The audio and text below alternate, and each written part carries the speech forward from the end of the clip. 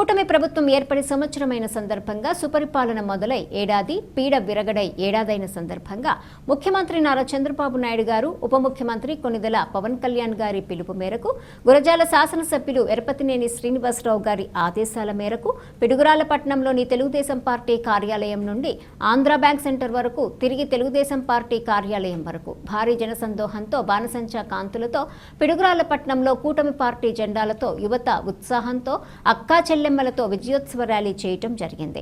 ఈ కార్యక్రమంలో పిడుగురాళ్ల మరియు పిడుగురాళ్ల మండలంలోని తెలుగుదేశం, జనసేన, బీజేపీ పార్టీల్లో రాష్ట్ర, పార్లమెంట్, నియోజకవర్గ, మండల, పట్టణ, గ్రామ, వార్డులలో వివిధ హోదాల్లో ఉన్నటువంటి నాయకులు, కార్యకర్తలు, మహిళలు, యువత పాల్గొనడం జరిగింది.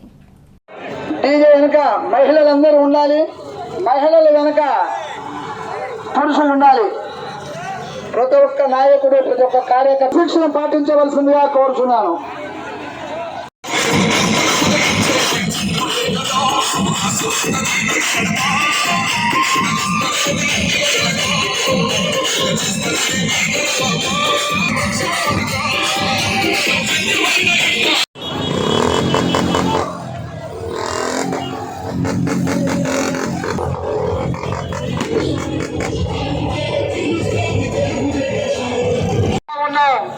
ప్రశాంతంగా ఉండని కారణం రాష్ట్రంలోని ప్రజలే.